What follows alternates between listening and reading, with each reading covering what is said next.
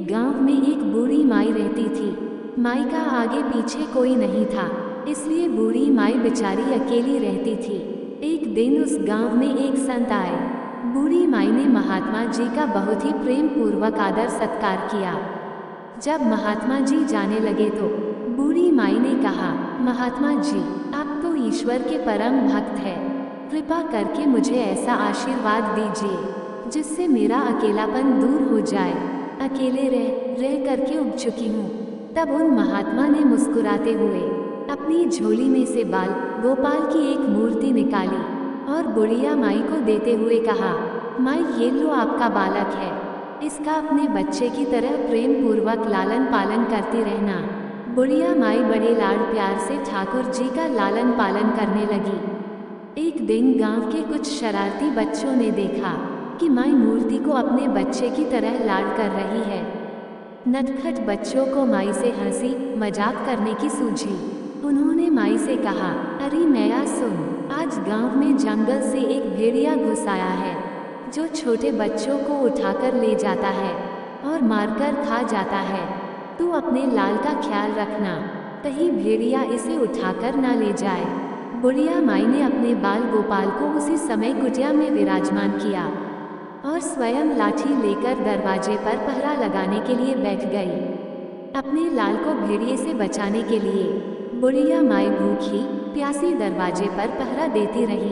पहरा देते देते एक दिन बीता, फिर दूसरा, तीसरा, चौथा और पांचवा दिन बीत गया।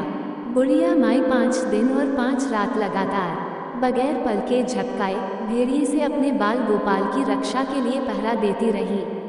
उस भोली भाली मैया का ये भाव देखकर ठाकुर जी का हृदय प्रेम से भर गया। अब ठाकुर जी को मैया के प्रेम का प्रत्यक्ष रूप से आस्वादन करने की इच्छा हुई। भगवान बहुत ही सुंदर रूप धारण कर वस्त्राभूषणों से सुसज्जित होकर माई के पास आए। ठाकुर जी के पांव की आहट पाकर माई अड़ा गई कि कहीं दुष्ट भेड़िया तो नहीं आ गया मेरे लाल को उठाने। माई ने लाठी उठाए और भेड़िए को भगाने के लिए उठ खड़ी हुई। तब श्याम सुंदर ने कहा, मैया मैं हूँ, मैं तेरा वही बालक हूँ जिसकी तुम रक्षा करती हो।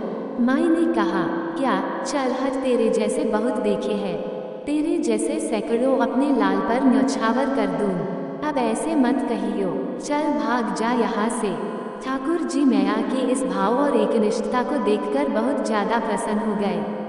ठाकुर जी मैया से बोले, अरे मेरी भोली मैया, मैं त्रिलोकीनाथ भगवान हूँ, मुझसे जो चाहे वर मांग ले, मैं तेरी भक्ति से प्रसन्न हूँ।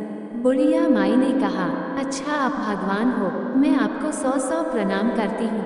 कृपा कर मुझे यह वरदान दीजिए कि मेरे प्राण प्यारे लाल को भेड़िया न ले जाए।